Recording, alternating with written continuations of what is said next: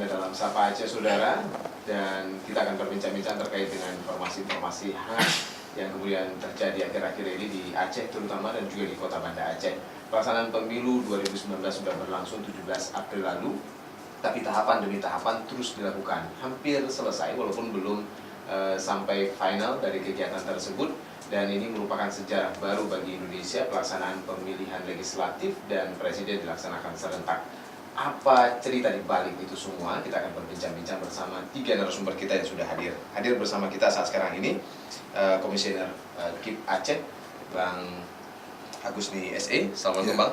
Waalaikumsalam warahmatullahi wabarakatuh. Kemudian juga hadir bersama kita juga Ketua KIP Kota Banda Aceh, Bang Indra Milwadi Esos. Assalamualaikum, Bang Indra. Waalaikumsalam warahmatullahi wabarakatuh. Kemudian juga pengamat politik dan hukum Aceh, Pak Saifuddin Bantasyam. Assalamualaikum, Pak. Waalaikumsalam warahmatullahi wabarakatuh. Terima kasih sudah hadir. Saya langsung ke Bang Agus terkait dengan pelaksanaan pemilihan umum legislatif dan juga presiden di Aceh. Uniknya memang ada daerah yang kemudian diambil alih oleh KIP Aceh sendiri karena tidak ada komisioner yang dilantik. Bagaimana cerita di balik ini semua hingga saat sekarang ini, Bang Agus? Baik, terima kasih. Memang sesungguhnya ya KIP Aceh, gitu kan, harus melaksanakan tahapannya ya titik fokusnya ya di provinsi ya. Sekaligus kita ya dalam waktu bersamaan melakukan ya supervisi dan monitoring terhadap teman-teman di 23 kabupaten kota di seluruh Aceh. Nah ternyata gitu kan, kalau boleh saya sebut ini ternyata Tuhan berkehendak lain gitu. Artinya apa? Sampai sejauh ini ternyata KIP Aceh harus mengurus kabupaten kota yang alhamdulillah memang kita ya hanya tinggal Kabupaten Semelu gitu kan, menyusul kabupaten dimaksud ya hingga hari ini kabupaten tersebut belum dilantik gitu karena memang ya ada beberapa faktor yang memang barangkali ya mungkin itu faktor X lah gitu kan. Tapi dalam pada ini memang sebelumnya kita ada 5 kabupaten kota lain yang kita urus dalam waktu bersamaan untuk melaksanakan semua tahapan ya, sehingga kita ya tidak hanya melakukan controlling jarak jauh, tapi kita juga harus melakukan berwarawiri ke sejumlah kabupaten kota yang ada gitu kan. Nah singkat cerita saya ingin menyampaikan bagaimana dengan kondisi Semelu yang memang hari ini sampai hari ini masih kita handle gitu kan. Bahkan teman-teman ada 6 teman-teman komisioner KIP Aceh yang hari ini masih bertahan di Semelu ya, melakukan ya rapat pleno terbuka terhadap rekapitulasi perolehan suara hasil pemilu legislatif dan pemilu presiden dan wakil presiden gitu. Targetnya memang kemarin tuntas gitu, plenonya tuntas kemarin. Tapi sampai hari ini ternyata barusan saya komunikasi, kontak informasi dengan teman-teman di Semelu. Sepertinya ini waktu akan terus akan berlanjut gitu karena memang ada beberapa persoalan yang memang ternyata belum tuntas di tingkat PPK gitu kan. Nah kemarin ya alhamdulillah saya juga turun ke setiap TPS yang ada, bahkan ke TPS PSU karena di sana kita juga melakukan PSU. Itu ada 5 TPS di 4 kecamatan yang ada gitu kan. Nah, sekaitan dengan ini memang yang kemudian ketika muncul persoalan di tingkat PPS dan kemudian di tingkat KPPS dan kemudian beranjak ke PPK, syoknya itu tuntas selesai. Tapi kemudian hingga ke tingkat rapat pleno di tingkat kabupaten kota gitu kan. Ternyata ya inilah yang memang harus kita selesaikan gitu kan. Kedati memang di sana tidak terlalu banyak kecamatan, artinya ada 10 PPK di sana, tapi ada sejumlah PPK yang memang ternyata kasusnya naik di tingkat pada saat pleno di tingkat kabupaten gitu. Nah, inilah yang kemudian yang mengharuskan kita memberikan tidak hanya menyelesaikan katakanlah memang itu dianggap persoalan, tapi juga kita harus memberikan penjelasan terhadap ya pemahaman-pemahaman ya yang dalam tanda petik gitu kan keliru gitu kan. Oleh karenanya kita ya saya pikir makanya kemudian saya berharap ke teman divisi sosialisasi gitu kan, saya sampaikan ternyata sosialisasi itu tidak hanya bagaimana menghantarkan semua kondisi yang ada untuk masuk ke TPS dan kemudian masuk ke dalam tong surat suara ya, gitu kan, sehingga berakhirlah divisi ini gitu kan, tuntas divisi ini. Ternyata hingga pada hari H, bahkan ini di tingkat pleno pun kita harus terus melakukan sosialisasi. Artinya apa? Memberikan penjelasan, klarifikasi kepada para pihak agar terhadap segala sesuatu yang katakanlah asumsi selama ini gitu kan, baik asumsi miring, asumsi apapun itu kita akan kita luruskan. Seberapa banyak sih asumsi itu sebenarnya? Ya, saya pikir kalau dihitung itu secara tematis memang ya nggak sanggup kita hitung. Tapi memang banyak sekali, ya. Tapi memang banyak sekali yang memang kita harus berikan klarifikasi. Salah satu dengan persoalan katakanlah dengan maraknya informasi-informasi fitnah, bahasa saya nggak pernah mau menyebutkan kalau itu berita-berita hoax dan sebagainya, karena sesuatu yang tidak benar itu pasti fitnah gitu. Makanya saya tetap berpegang teguh ini adalah fitnah gitu. Oleh karenanya di kesempatan manapun manakala saya beranjak tidur gitu kan, saya beranjak tidur ke peraduan saya harus menjelaskan itu. Kalau sesuatu yang keliru yang disampaikan baik sengaja tidak sengaja ini adalah fitnah gitu. Oleh karenanya saya selalu berharap gitu, tidak hanya kepada masyarakat secara menyeluruh, pada bagian dari keluarga saya gitu, adalah orang-orang yang berada di lingkungan saya, penting atau tidak penting, tapi yang satu yang harus diketahui adalah itu penting, bahwasanya itu adalah fitnah. Oleh karenanya saya selalu memberikan klarifikasi, memberikan penjelasan gitu kan, baik dengan bahasa-bahasa yang katakanlah secara persuasif gitu kan, bahkan dengan kita ya agak sedikit frontal gitu kan, karena sesungguhnya kita hanya menginginkan semua ini tidak kondisi ini tidak kemudian menjadi kacau balau gitu kan. Kita hanya menginginkan bagaimana kehidupan kita hari ini yang alhamdulillah pasca konflik kita sudah lumayan damai, indah dan sebagainya, jangan kemudian hanya karena kepentingan pemilu yang jadi kacau balau lagi. Baik, gitu. Terkait dengan pelaksanaannya di Kota Banda Aceh sejauh ini seperti apa, Bang? Ya, sejauh ini semua berjalan lancar, alhamdulillah. Di Banda Aceh kita kemarin sudah melaksanakan rekap hasil penghitungan perolehan suara. Nah, jadi tanggal 27 sudah kita lakukan, kayaknya yang pertama di Aceh, ya. Pak Agus nih ya. Dan apresiasi kepada Banda Aceh. Is the best. Nanti diberi penghargaan. Tanggal 27 kita laksanakan, kita mulai sekitar pukul 10, tanggal 28 subuh dini hari sekitar pukul 4:10 itu sudah selesai. Nah, jadi jadi kan pada intinya kalau di pemungutan suara itu kan yang pertama pemilih datang, kemudian suaranya diberikan di surat suara, surat suaranya masuk ke C1 plano, dihitung kan, C1 plano, kemudian C1 plano dimasukkan ke dalam C1 yang berhologram, kemudian C1 yang salinan diberikan kepada saksi-saksi dan pengawas, C1 hologram itu kemudian direkap menjadi DAA1 namanya, di tingkat di kecamatan, tapi tingkat kampung dia. Nah, jadi rekap kampung itu ada, tapi di kecamatan dilakukan. DA1 direkap menjadi DA1. Nah, itu rekap kecamatan. DA1 direkap menjadi DB1 di tingkat kabupaten kota. Nah, DB1 kita sudah selesai, untuk presiden sudah ada hasilnya, hasil penghitungan perolehan suaranya. Nah, kemudian untuk DPR RI, untuk DPD, DPRA dan DPRK sudah ada semuanya. Dari Kota Banda Aceh. Dari Kota Banda sudah selesai. Nah, tinggal kita lihat nanti, kita tunggu proses kapan rekap di KIP Aceh, ya nanti baru kemudian rekap di tingkat nasional di KPU RI. Sejauh ini ya. Baik. Ada hal-hal miring juga yang kemudian ditemui, ada fitnah atau hoax yang disampaikan tadi mengenai pelaksanaan ini atau seperti apa, Pak? Ya, ini kan kita sekarang ini kan memang sudah nature-nya pemilu. Jadi yang namanya oposan itu selalu menyerang atau mengkritisi penyelenggara. Dulu 2014 yang menyerang itu kan Pak Jokowi dengan Pak JK kan, pasangan Jokowi dan JK selalu menyerang penyelenggara bahwa ini bagaimana mengkritisi ya, mengkritisi. Kemudian sekarang Pak Jokowi menjadi incumbent, yang menyerang sekarang kan oposisi. Jadi ini memang sudah Prabowo dan Sandi gitu. Jadi memang sudah nature-nya pemilu seperti itu. Kalau istilahnya Pak Mahfud MD ya pasti penyelenggara tetap salah di mata yang kalah. Jadi penyelenggara tetap salah di mata yang kalah. Jadi itu memang sudah nature-nya pemilu. Jadi kita dikritisi, yang penting kan kita selaku penyelenggara ini tetap dengan ajas-ajas melakukannya secara profesional, mandiri, transparan kan. Kalau dari segi transparansi sebenarnya sudah sangat transparan ya, Iya, Pak Agus nih ya. iya, iya, Mungkin Pak alhamdulillah Sugeng tahu. lah. Jadi penyelenggaraan pemilu ini kan dibagi dalam tahapan-tahapan. Dari mulai yang pertama tahapan data pemilih. Ada sidalih dibuat. Iya. Nah, jadi ada sistem informasi data pemilih. Semua orang bisa akses pakai aplikasi, pakai IT, dibuka secara umum. Semua bisa buka. Oke, sidalih. baik. Partai politik verifikasi ada sipol. Bisa dibuka semua orang. Sampai dengan Situng. pemungutan penghitungan suara ada situng.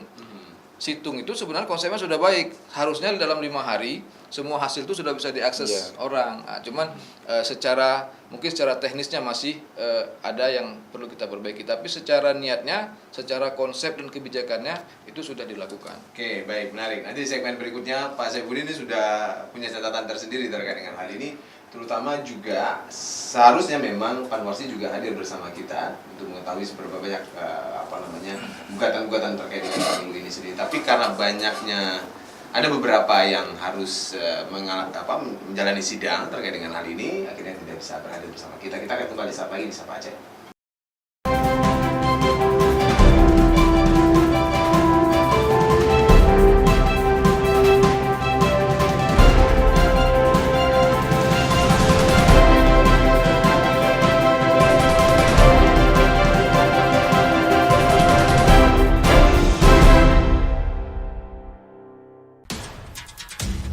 Rangkaian informasi terhangat mengiringi awal pagi Anda dari berbagai daerah di Aceh.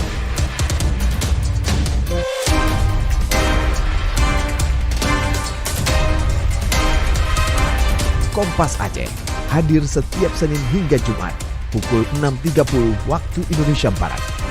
Hanya di Kompas TV, independen, terpercaya.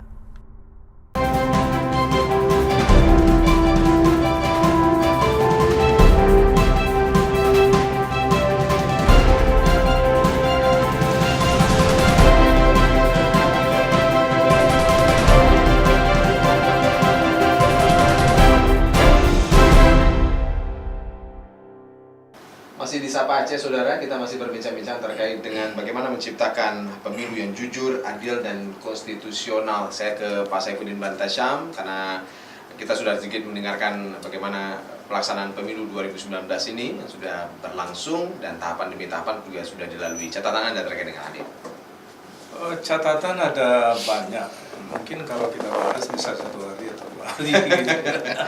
Karena pemilu kali ini kan pemilu serentak. Ya. Ternyata kemudian kita belajar sekarang bahwa ada masalah-masalah, ada pekerjaan rumah yang kemudian harus diselesaikan untuk kalau kita menyelenggarakan kembali pemilu serentak 2024 maka tidak terjadi seperti sekarang ini ya, dan khususnya itu bagi pemerintah sendiri, kemudian juga penyelenggara dan juga bagi masyarakat serta masyarakat politik, partai politik. Pertama saya lihat polarisasi yang luar biasa tajam, dan polarisasi ini ada kaitannya dengan kedewasaan kita dalam menyikapi perbedaan-perbedaan ya, yang nampaknya selalu harus sekolah lagi gitu, sehingga kita siap. Karena ini kan bukan pemilu yang pertama dalam rejim reformasi. Ini pemilu keempat ya kalau tidak salah ya. Ternyata kita harus tidak lagi lulus ujian juga, gitu. Jadi tidak cukup dewasa. Jadi saling menasehati satu sama lain. Yang membuat kita tidak lulus untuk pemilu kali ini apa? Ya itu dalam penyikapan kita terhadap perbedaan-perbedaan pandangan. Kita tidak cukup sabar nampaknya untuk melihat proses-proses yang terjadi ya, dari masyarakat juga seperti itu, kemudian elit juga seperti itu, dan maaf media juga memberi ruang yang sedemikian luas sehingga itu menjadi satu forum sendiri di mana masyarakat ini menonton ya perpecahan-perpecahan yang sangat tajam, yang kadang-kala sebenarnya di lapangan juga tidak seperti yang digambarkan. Tapi kita kemudian melihat dibanding dengan 2014 yang lalu, kali ini ada yang berdoa semoga pemilu itu lebih cepat kemarin, jangan 17 April, Sudah nggak sabar ya? di ujung Desember itu segera. Jadi itu kan perasaan Iya, iya. psikologi masyarakat bahwa masyarakat tidak tahan juga dengan situasi yang ada. Itu. Yang kedua saya lihat pada akhirnya meninggalnya Penyelenggara. 273 Penyelenggara. ya, Udah 300-an kabarnya, ya, 300-an. 300. Kemudian Bawaslu 4 hari yang lalu saya lihat di televisi itu 55. Kemudian 15 orang polisi ya. kalau tidak salah ya. Ini kan sesuatu yang luar biasa.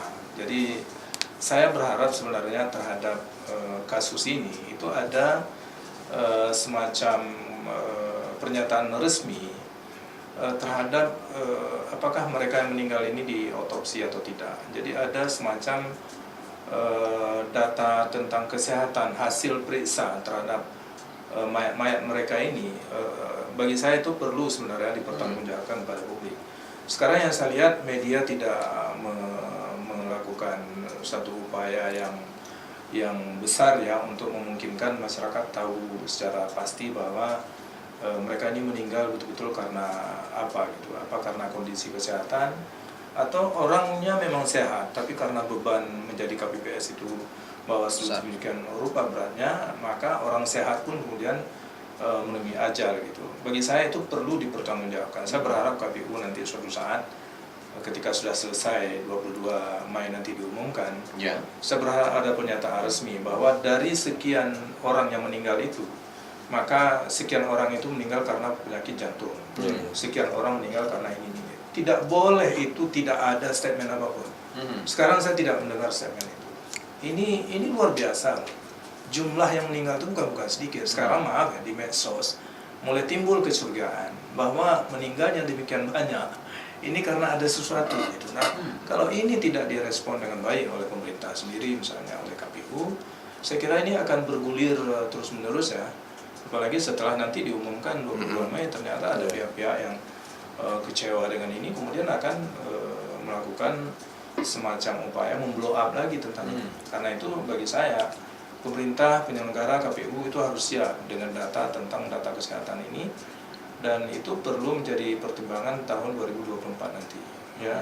Kemarin tes kesehatan mungkin hanya sekedar tensi gitu ya, apa ada kolesterol dan tidak, tapi work under pressure, bekerja di bawah tekanan mungkin tidak dilakukan. Nah, tahun 2024 menurut saya harus ada tes oleh psikolog terhadap kemampuan mereka ini bekerja dalam tim pertama, yang kedua tes terhadap kemampuan bekerja di bawah tekanan. Di samping tes kesehatan. Nah, saya berharap ada PKPU nanti yang akan dibuat ya terkait dengan itu. Yang ketiga itu menyangkut dengan keserentakan tadi yang Dosi sempat sebutkan.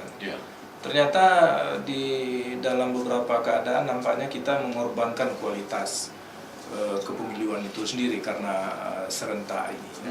Jadi energi orang ternyata itu tersedot betul pada Pilpres. Ya, benar ya? Energi itu dan polarisasi yang terbesar itu bukan di arena pemilu legislatif itu ya. Perpecahan yang sangat tajam mengkhawatirkan itu kaitannya dengan Pilpres. Apalagi karena ketentuan undang-undang yang mensyaratkan batas minimal orang boleh mencalonkan capres dan cawapres, maka hanya 2 yang berlaga. Kalau kemarin misalnya 3 ya, mungkin ada sedikit terdistribusi gitu. Nah, sekarang kalau tidak A, B, kalau tidak B, A gitu. Jadi orang-orang yang kemudian mengkritik Prabowo dituduh pro Jokowi, orang yang mengkritik Jokowi dituduh pro Prabowo, belum tentu. Jadi ini kan menurut saya itu yang saya bilang bahwa ya orang-orang sebut bahwa kehilangan akal sehat itu juga ini. Jadi bagi saya hal-hal yang semacam ini perlu mendapat perhatian, sehingga kalau perlu saya setuju terhadap beberapa usul yang mulai muncul bahwa tahun 2024 nampaknya yang perlu serentak itu hanya presiden dan DPD, kemudian legislatif sendiri. Ya, itu bahagian dari upaya kita untuk meningkatkan kualitas kepemiluan demokrasi. Sekarang kan caleg-caleg itu kan tersedot energinya kepada serba salah dia. Mau tidak peduli pada Pilpres, nanti partai akan mempertanyakan ya.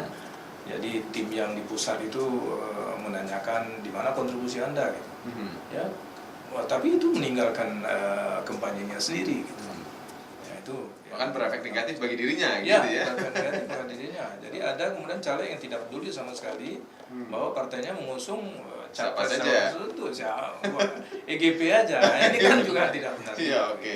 Pak Agus, terkait dengan partisipasi pemilih untuk kali ini seperti apa? Kabarnya di Indonesia secara keseluruhan cukup tinggi partisipasinya. Apakah karena digabungnya antara pileg dan pilpres tadi atau gimana? Iya. Alhamdulillah ya, artinya ya pertama saya coba lihat dalam konteks lokal gitu kan, Aceh lah gitu. Hitung sementara itu sekitar 86% lah gitu kan, jika dibandingkan dengan pemilu yang lalu gitu kan, hanya sekitar 72%. Artinya ini peningkatan yang signifikan gitu dalam pandangan kami gitu. Nah ini sebenarnya tidak hanya muncul secara serta-merta pasca pungut hitung gitu, pasca proses pemungutan suara gitu. Tapi memang ini adalah sebuah desain yang kita lakukan dari sejak awal gitu kan. Kenapa kita katakan demikian? Karena memang kita berkaitan dengan berkait dengan pemilih gitu kan, tentu saja ya berkaitan dengan daftar pemilih itu, dan kita lakukan ya secara berulang gitu kan, secara berulang hingga yang sebelumnya tidak pernah kita tahu ada DPT HP 1, 2 hingga 3 gitu kan, daftar pemilih tetap HP hasil perbaikan 1, 2 hingga 3 gitu kan. Nah dalam perjalanan ini, kalau dulu kan kita hanya mengenal DPT gitu kan, nggak ada hasil perbaikan 1, 2 hingga 3 gitu kan. Tadi ini kan memakan waktu yang cukup panjang, dan kalau saya sebutkan sangat melelahkan ya nanti dianggap cemen gitu kan. Tapi memang itu kerja kita gitu kan, dan alhamdulillah saya pikir dengan pendataan yang kita lakukan hari ini bahagian dari memaksimalkan partisipasi pemilu itu sendiri gitu. Bahkan kemudian kita dalam perjalanan itu kita juga mengenal GMHP, Gerakan Melindungi Hak Pilih gitu ya. Ini apa gitu. Kita nggak hanya masuk ke kampus gitu, tapi kita masuk ke pelosok-pelosok gitu. Bahkan Pak Indra barangkali yang di kota Banda Aceh, ibu kotanya negara gitu kan, tapi beliau juga masuk ke ruang-ruang yang memang tidak mungkin untuk kita jangkau gitu, sehingga teman-teman kabupaten kota bersama PPK dan PPS ditambah lagi dengan ya teman-teman relasi relawan demokrasi yang ada, semuanya masuk ke sejumlah titik yang ada, termasuk ke kampus itu sendiri, karena saya pikir kampus juga titik titik paling rawan gitu kan. Kenapa saya katakan titik paling rawan? Karena memang itu pusat konsentrasinya pemilih, apalagi di situ banyak sekali pemilih pemula gitu ya, yang dia apakah dia memang sudah masuk atau belum dalam DPT-nya gitu kan, apakah dia sudah memiliki data kependudukan dan sebagainya. Oke, kalau itu kita pastikan, kalau enggak mungkin gitu kan, kita mungkin bisa menerima mereka gitu kan di kampus gitu kan, karena ini kan masuk disabilitas pun kita pergi. Ya, intinya kita nggak hanya itu, tapi disabilitas gitu kan. Artinya yang kemudian juga di luar dari disabilitas yang kemudian kita yang disebut pemilih gila. Tapi sesungguhnya kita nggak mengenal itu gitu. Kita hanya mengenal pemilih tunagrahita gitu kan. Tunagrahita adalah orang-orang yang memang cacat mental, keterbelakangan atau dalam kondisi-kondisi tertentu, tapi kemudian dia tahu gitu kalau dia punya hak gitu. Kendati memang orang yang tahu punya hak belum tentu tahu punya kewajiban gitu kan. Nah, saya ingin sampaikan begini, banyak sekali itu berkaitan dengan fitnah, salah satu berkaitan dengan pendataan pemilih tunagrahita yang disebut oleh sebagian pihak ya, orang-orang yang kurang bertanggung jawab, ini adalah orang gila gitu. Sebenarnya kita data kita bukan orang gila gitu. Walau memang itu bukan orang gila. Bukan. Artinya walau dalam pandangan saya klaim sosial. Iya, klaim sosial ini kan oleh karenanya kita terus melakukan sosialisasi, klarifikasi kepada semua pihak gitu kan, agar dipandang penting gitu kan terhadap pendataan terhadap tunagrahita ini. Gitu. Terlepaslah apa itu namanya gitu. Oke. Nah, gitu baik. kan. Bandit, terkait dengan jumlah partisipasi yang cukup tinggi kali pemilu kali ini, apakah kemudian juga berbanding lurus dengan kualitas pemilihan itu sendiri, atau seperti apa, nanti dijawab segmen berikut yang kita akan hadirkan di Sapa Aceh. Tetap bersama kami.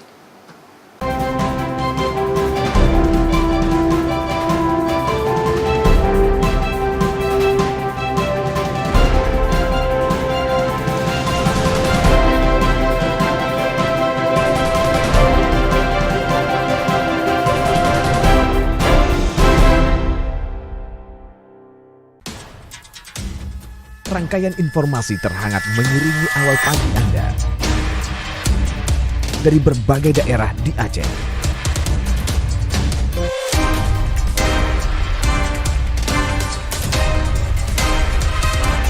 Kompas Aceh hadir setiap Senin hingga Jumat pukul 6.30 waktu Indonesia Barat. Hanya di Kompas TV, independen, terpercaya.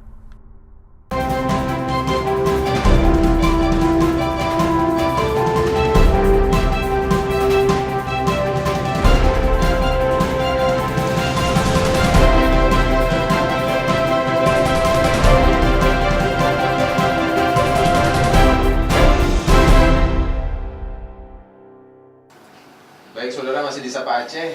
Mungkin hampir seluruh masyarakat menginginkan pemilu ini adil, jujur, dan kemudian konstitusional ya. Walaupun ada kekhawatiran juga, ini akhirnya juga akan membawa hal-hal negatif. Tapi kita berharap tidak ya. Melalui obrolan ini kita coba akan menginformasikan hal tersebut, termasuk juga menghadirkan pengamat untuk menenangkan kita semua atas segala hal yang kemudian dikhawatirkan itu. Tapi jumlah pemilih cukup tinggi saat sekarang ini ya, di atas rata-rata nasional seperti yang disampaikan tadi oleh Pak Agus. Apakah ini juga berbanding lurus dengan kualitas itu sendiri atau bisa jadi barometer atau seperti apa? Kalau kita mengatakan kualitas pemilu itu kan indikatornya ada banyak. Dan jumlah partisipasi pemilu itu adalah salah satu indikator. Kenapa orang mau datang ke TPS? Pertama, mungkin dia sadar bahwa saya ingin menggunakan hak saya. Gitu. Yang kedua, kalau saya datang ke TPS menggunakan hak saya terlindungi. Tidak pada masa konflik dulu misalnya ya, orang merasa was-was macam-macam ya. Nah ini kalau dia merasa dua hal itu, berarti kerja KIP, kerja KPU di Jakarta, kemudian kerja aparat keamanan ya, kerja masyarakat juga di tingkat kecamatan KPPS itu PPK. Ya, itu artinya kerja mereka ini menampakkan hasil. Nah ini kan juga indikator juga itu ya, jadi saling berkontribusi dia. Jadi orang sadar atas haknya, kemudian mau datang mencoblos ya, itu kontribusi dari penyelenggaraan misalnya, kontribusi dari petugas keamanan yang memungkinkan mereka itu datang. Kemudian yang kedua, indikator sejauh mana misalnya kekeliruan yang terjadi direspon apa tidak oleh KPU. Iya. Nah, kita membaca di media bahwa kalau dulu ketika memutuskan pemungutan suara ulang PSU, itu rasanya dulu tidak setransparan seperti sekarang ini. Benar.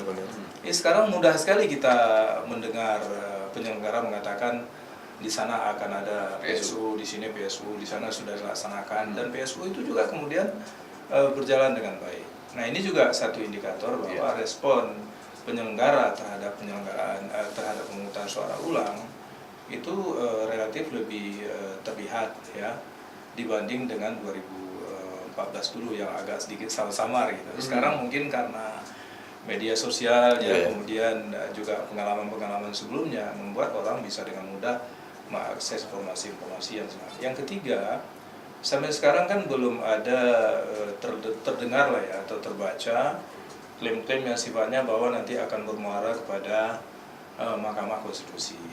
Memang ada misalnya klaim bahwa terjadi kecurangan-kecurangan. Nah dalam beberapa kegiatan juga di media sosial saya mengatakan bahwa klaim itu menjadi klaim yang sifatnya politis apabila kemudian klaim itu tidak ditindaklanjuti dengan pelaporan kepada Bawaslu, Pamasli atau kepada polisi atau kepada KIP kalau di Aceh misalnya. Itu hanya menjadi klaim politik, dan klaim politik ini yang membuat energi kita juga tersedot gitu. Saya ingin sebenarnya ketika orang men-share bahwa terjadi kecurangan, dia sudah punya bukti dan dia harus menjadi orang yang pertama bahkan untuk melakukan sesuatu yang memungkinkan kecurangan itu kemudian diperbaiki dengan mekanisme yang sudah ada. Karena itu baru kemarin saya membaca, tadi malam saya merespon satu status Facebook seorang teman saya dari sebuah organisasi yang beberapa kali saya baca bahwa dia mengatakan ada mobilisasi yang sifatnya masif ya, manipulasi suara gitu. Saya mengatakan bisa tidak Anda membuat laporan resmi? Ternyata dia melapor secara resmi. Dan fotonya kemudian dimuat lagi dan dia merespon saya, iya Pak Saifuddin, memang akan kita laporkan, bukti sudah cukup di berbagai kecamatan di sebuah kabupaten yang ada di Aceh. Nah itu yang saya inginkan gitu. Kalau tidak, maka klaim ini hanya klaim-klaim yang sifatnya politik dan itu banyak ya kita sekarang? tidak mendapatkan keuntungan apapun dari klaim-klaim curang yang tidak di follow up dengan bukti dan proses hukum gitu. Oke. Nah ini juga satu indikator kedewasaan kita, kesuksesan kita di dalam ikut dalam pemilu. Oke, Ya. saya ke Bang Indra terlebih dahulu. Kita di Kota Banda Aceh juga melaksanakan PSU ya Bang ya? Ada PSU. Ada PSU juga ya. Nah, di samping PSU yang juga minta tanggapannya juga terkait dengan hal itu, seberapa banyak sih gugatan-gugatan pelaksanaan pemilu hingga saat sekarang ini? Yang pertama kalau soal PSU, jadi direkomendasi oleh Panwasli Kota Banda Aceh itu 2. Yang pertama di TPS 8 Kampung Keramat, Kuta Alam. Yang kedua di TPS 6 Lamtemen Timur, Kecamatan Jaya Baru. Yang kedua-duanya kita investigasi, ternyata yang di Kuta Alam tidak memenuhi unsurnya. Jadi kan PSU itu salah satunya adalah disebabkan oleh adanya pemilih yang tidak memiliki KTP elektronik dan tidak terdaftar dalam DPT dan DPTB. Yang di Kuta Alam tidak terpenuhi. Yang di Lamtemen Timur itu terpenuhi. Ternyata ada satu C6 yang orangnya sudah meninggal, kemudian C6 itu sampai di tangan orang tidak bertanggung jawab dipergunakan. Sayangnya ketangkap orangnya tapi sempat dimasukkan surat suara ke dalam kotak suara. Nah, sehingga terpenuhi unsur. Jadi pasal 373 Undang-Undang 7 tahun 2017 dan pasal 65 PKPU 3. Nah, jadi terpenuhi unsur itu ya kita penuhi karena memang diminta seperti disampaikan Pak Saifuddin tadi bahwa ini memang sangat terbuka dan itu kita lakukan, nggak masalah, berjalan lancar alhamdulillah. Partisipasi pemilih juga tidak terlalu jauh. Yang pertama sekitar dari DPT 283 yang datang sekitar 247 orang, yang kedua juga lebih 200 yang datang. Nah, walaupun menurun sedikit. Nah, jadi tidak terlalu ini. Nah, kemudian kalau soal gugatan di Banda Aceh ini nyaris tidak ada gugatan, Nah, jadi tidak ada gugatan dari mulai dari pertama verifikasi partai politik, kemudian sampai dengan pengajuan bakal calon, sampai dengan proses kampanye, sampai sekarang belum ada gugatan ke kita. Jadi mudah-mudahan ini lancar. Tapi kalaupun ada gugatan, memang kita juga akan kita hadapi, karena memang tadi kan pemilu ini kan salah satu syarat baiknya pemilu adalah setiap proses itu bisa diuji secara hukum. Nah, jadi baik dari mulai pencalonan, kemudian pemungutan penghitungan suara, sampai nanti dengan penetapan itu bisa diuji. Nah, kesempatan itu, ruang itu tetap kan dibuka. Ya, maksudnya digunakan. Jadi dibuka semuanya. Maka seperti tadi sampaikan, ada kecurangan, sampaikan saja. Mekanismenya ada, sudah disediakan. Nah, jadi sebenarnya kalau untuk kecurangan pemungutan penghitungan suara, kalau menurut saya selaku penyelenggara simpel saja. Kita kan buka itu kesempatan. C1 itu aja difoto. C1 plano itu difoto. Nah, itu bisa dijadikan bukti. Nah, jadi kan diberikan kesempatan untuk didokumentasikan C1 plano, ketika selesai dihitung boleh difoto, cek, boleh di video. Nah, itu bisa menjadi dasar yang cukup kuat untuk diajukan gugatan. Di samping C1 salinan yang diterima oleh saksi dan pengawas. Dan yang pasti insya Allah kalau di Banda Aceh, seperti tahu saya ya, semua kita tuh ada pengawas TPS. Dan pasti pengawas TPS itu sudah disediakan oleh Panwas itu orang-orang yang ada HP kamera. Jadi mudah-mudahan kecurangan-kecurangan itu bisa diminimalisir sedemikian rupa dengan partisipasi semua pihak yang terlibat dalam proses pemungutan penghitungan suara di TPS. Sampai dengan tingkat-tingkat berikutnya. Baik, KIP Kota Banda Aceh hampir selesai. KIP Aceh punya tugas cukup banyak lagi ya nantinya. Di samping juga kata Pak Agus tadi bahwa begitu banyak juga informasi yang tidak benar yang berseliweran. Nanti mungkin bisa diceritakan sedikit saja untuk bisa menjadi pemahaman kita juga. Di segmen terakhir kita akan berbincang-bincang dalam Sapa Aceh, Saudara.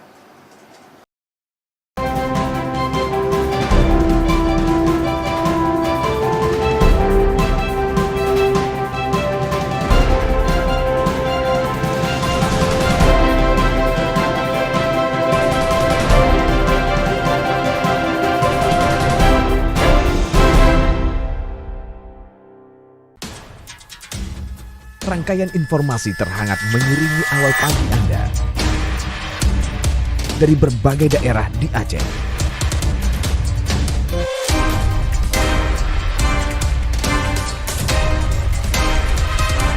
Kompas Aceh, hadir setiap Senin hingga Jumat pukul 6.30 waktu Indonesia Barat. Hanya di Kompas TV, independen, terpercaya.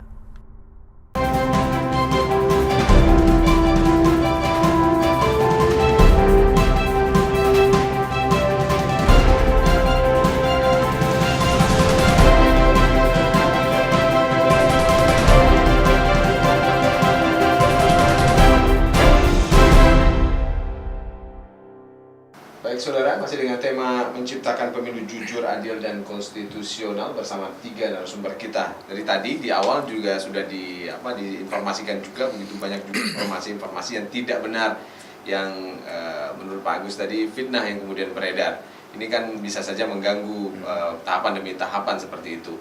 Kalau boleh hingga saat sekarang ini yang dikhawatirkan apa sih sebenarnya yang terjadi? Apa saja informasi-informasi yang KIP Aceh terima hingga saat ini? Oke, saya coba masuk di di gangguan terakhir aja gitu ya. Kalau gangguan awal mulai dari DPT, DPTB dan kemudian surat suara tercoblos 70 juta surat-suara yang tercoblos dari 7 kontainer gitu kan, dan berbagai yang lain lah gitu kan. Tapi di proses hitung gitu kan. Dan kemudian dilihat adanya kecurangan gitu kan, dan kemudian adanya bayar dalam tanda kutip gitu kan. Saya coba ingin merasionalisasi dari sebuah proses dan tahapan yang kita laksanakan sebagai penyelenggara gitu kan. Maafkan kalau saya kemudian harus membahasakan di ruang ini gitu kan. Kira-kira begini, bicara pemilu, jelang balik saya sudah mulai masuk ke dalamnya, gitu kan. Tapi hingga hari ini saya belum mendapatkan celah mana ya, yang kemudian bisa mengotak-ngatik angka, gitu kan, untuk memenangkan salah satu calon yang diinginkan dengan jumlah bayaran yang ada. Rasionya adalah 7 TPS plus 2 9. Dah 9 penyelenggara di tingkat KPPS, 1 KPPS, gitu kan. Itu belum lagi polisi dan aparat keamanan lainnya. Kan? Tambah saksi, kita hari ini kenal 20 partai, nah, gitu, 16 nasional, 4 lokal, 20 gitu. Berarti 29, kita hitung aja yang real gitu kan, 29. Belum lagi di PD 26 untuk Aceh hari ini gitu kan. Ditambah lagi pemantau gitu kan. Nah, sejumlah pasang mata ini gitu kan, yang memang berada di masing-masing titik TPS gitu kan. Tidak hanya TPS di kota, tapi bahkan ke pelosok ini hadir, gitu kan. Cuman memang ada beberapa titik dan wilayah, gitu kan, terutama sekali di pulau terluar, gitu kan, provinsi Aceh, salah satunya adalah Kabupaten Sumelu, gitu kan. Tidak semuanya saksi dari pasangan calon presiden dan wakil presiden itu hadir, gitu, tidak semuanya, gitu kan. Maka kemudian kalau ada pengklaiman dan sebagainya sebelum proses tahapan ini selesai. Pengawas kan juga ada, Pak. Ini saya sampaikan juga pengawas itu. Pengawas malah justru itu lebih banyak ya, pengawas sekarang dari dulu gitu kan. Kemudian fitnahnya ada yang kecurangan membeli suara gitu. Iya, yang ingin saya sampaikan dan kemudian menjadi pertanyaan saya yang sampai saat hari ini saya belum terjawab gitu kan. Bagaimana mungkin calon tertentu gitu kan bisa membiayai gitu kan penyelenggara dan orang-orang yang terlibat di dalamnya untuk mendapatkan kemenangan di satu TPS maksimal 300 DPT. Gitu. Oke lah dia meraup semuanya gitu kan. Katakanlah hadir semuanya 300 gitu. Ya. Berapa banyak yang harus dikeluarkan ya untuk sejumlah orang yang tumplek di situ menyaksikan penyelenggara dan menyaksikan dan melakukan pengawasan gitu. Nah, oke lah penyelenggara ya kredibilitasnya dipertanyakan. Kalaulah demikian gitu. Ya ini penyelenggara secara teknis dalam pada ini adalah KPU atau KIP gitu. Nah penyelenggara lainnya di kepemiluan ini juga Panwas. Gitu. Apakah ini juga dibayar? Gitu kan? Itu yang kedua. Yang ketiga, saksi dari partai. Saksi dari partai tidak cukupkah partai membiayai mereka? Gitu kan? Bahkan di luar dari itu bahkan mungkin ada biaya-biaya lain yang memang harus dikeluarkan. Oke lah, kos pemilu, kos politik dan sebagainya gitu. Tapi pertanyaannya singkatnya adalah berapa biaya yang harus dikeluarkan oleh masing-masing calon terhadap titik-titik TPS ini sehingga dia menang. Gitu. Bagi saya sampai hari ini yang saya dari jelang balik saya sudah terlibat di kepemiluan 97, gitu kan, dari 97 dan saya dur, gitu kan. Oke, itu yang pertama. Yang kedua, kecurangan yang kedua yang memang patut dan perlu kita ketahui bersama adalah titik-titik. Karena kenapa? Saya menyampaikan kepada teman-teman, janganlah kemudian karena kita menganggap bahwasanya pemilu ada tugas dan tanggung jawab membangun bangsa dan negeri, tapi yang pada akhirnya kita masuk neraka. Untuk apa?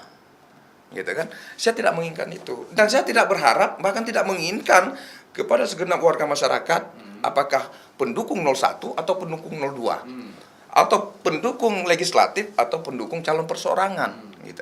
Saya tidak berharap dan saya tidak mau itu. Gitu. Karena apa? Karena kita sebagai penyelenggara tidak hanya dalam pada ini sedang bertanggung jawab terhadap kepada bangsa dan negara, tapi kepada Tuhan kita. Oleh karenanya, saya ingin menyampaikan ketika ada sesuatu yang bertolak belakang dengan AKD yang muncul di medsos, gitu kan. Pertama, saya mempertanyakan sistem ataupun sistem digital ya, yang muncul hari ini, yang ada hari ini, semuanya itu bisa saja terjadi gitu. Dan itu patut dipertanyakan kembali. Jika memang itu benar ada, seperti Anda katakan tadi, Pak Indra sebutkan tadi, ruang itu ada. Ruang proses penyelesaiannya itu ada gitu. Nah, yang perlu kita ketahui, ruang pertama adalah Panwaslu. Itu Panwaslu bisa memproses. Dan kemudian jika memang ada unsur terpenuhinya unsur tindak pidana pemilu, maka masuk unsur Gakumdu. Karena itu bisa diproses di sana. 14 hari Pak Indra. Ya, 14 hari itu tuntas. Dan barang siapa dan siapapun yang melakukan kecurangan atau keculasan di kepemiluan, maka konsekuensi akhirnya adalah dia masuk jeruji. Oke, kalau kemudian katakan tidak cukup dengan itu, ada proses selisih suara, keculasan, kecurangan lainnya, itu bisa masuk ke MK gitu. Maka kita berharap kepada semua pihak yang terlibat sebagai peserta pemilu hari ini, bersiap-siaplah ya untuk bersiap-siaplah dan mempersiapkan datanya ya untuk kita hantarkan ke MK. Kita selesaikan secara hukum yang ada karena salurannya jelas gitu kan. Yang penting negeri ini aman, kita juga nyaman. Jangan kemudian negeri ini kita aman, negeri ini hancur gitu. Ya, saya pikir begitu. Oke. Pak Indra, terakhir apa yang ingin disampaikan, Bang? Ya, saya melihat begini sebenarnya. Apapun cerita yang terjadi sekarang, semuanya itu berawal dari desain undang-undang. Jadi bahwa terjadi polarisasi misalnya karena bisa dua calon memang. Jadi kan desain undang-undangnya begitu karena presiden threshold itu ditentukan 20%. Nah, jadi kemudian kenapa bisa terlalu lama berhari-hari sampai orang meninggal? Kita kan kecewa sebagai penyelenggara. Penyelenggara ini hanya dianggap sebagai statistik saja. Meninggal sekian puluh orang, meninggal sekian ratus orang. Kemarin 200, sekarang 300, besok udah 400 lagi. Ini dianggap statistik aja. Tadi betul apa yang dikatakan Pak Saifuddin. Harusnya dilihat itu, masalahnya apa? Kok bisa orang sampai meninggal? Apakah karena memang sakit atau memang karena memang pemilu ini? Nah, kalau memang karena pemilu ini, maka pembuat undang-undang juga harus punya tanggung jawab soal itu. Jadi bukan KPU juga Pak Saifuddin, karena KPU ini implementator. Jadi pihak pembuat undang-undang, pemerintah dan legislatif itu bertanggung jawab juga soal itu. Jadi semuanya itu berawal dari desain undang-undang sebenarnya. Nah, kecewanya kita penyelenggara ini ada 3 stakeholder pemilu ini yang sangat penting. Pertama penyelenggara, kedua peserta ya, paslon, partai politik, yang ketiga pemilih. Nah, tapi yang peserta ini betul-betul dilayani. Dipikirkan apa kesulitannya, apa masalahnya ya. Yang pemilih juga begitu. Tadi Pak Alun sampaikan, ada gerakan melindungi hak pilih. Kita pergi, kita buka posko di kampus, kita buka posko di mana-mana. Kalau di Banda Aceh ini, saya pikir sama juga dengan daerah lain. Kita tuh ada 11 segmen, Pak Saifuddin. Jadi 11 segmentasi dari mulai pemilih pemula, pemilih muda. Pemilih pemula itu semua SMA kita datang di Banda Aceh. Pemilih muda semua kampus kita datang Banda Aceh. Disabilitas semua organisasi disabilitas sudah kita datangi, sampaikan sosialisasi. Begitu kita melindungi pemilih. Jadi peserta dilindungi, pemilih dilindungi. Tapi yang penyelenggara ini nggak ada yang mikir. Dianggap robot. Jangan kita bilang nggak dianggap manusia. Dianggap robot aja. Jadi bayangkan putusan MK itu ya. Kan kalau di undang-undang selesai pada hari yang sama. Berarti 17 April dimulai pagi, selesai di jam 24.00, ya kan? Kemudian oleh MK diperpanjang. Boleh 12 jam besok, tapi tanpa jeda. Bayangkan, tanpa jeda. Itu apa itu artinya? Memaksa orang bekerja ya, lebih dari 24 jam sehari, ya kan? harus menyelesaikan itu dengan dikatakan ini moral, ini kepentingan negara, kepentingan bangsa. Orang mau kerja tapi memaksa diri, dan mereka bukan hanya bekerja pada hari H saja. Sebelum hari H malamnya mereka siapkan TPS. Betul. Sebelumnya lagi beberapa hari seminggu sebelumnya, dari mulai tanggal 10 April sejak dilantik mereka ikut BIMTEK, menyiapkan C6 bagi C6. Jadi bayangkan sudah sedemikian panjang mereka bekerja dengan honor yang seadanya, kan begitu. Nah, jadi ini harus diperhatikan bahwa ke depan bukan lagi KPU yang harus mendengarkan apa yang disampaikan oleh DPR, tapi DPR ketika membuat undang-undang harus memperhatikan mendengar apa yang disampaikan oleh KPU. Sehingga ini tragedi-tragedi ini tidak lagi terjadi. Oke. Ini musibah ini bagi bangsa. Terakhir Pak, closing statement. Saya kira, Apa pelajaran itu?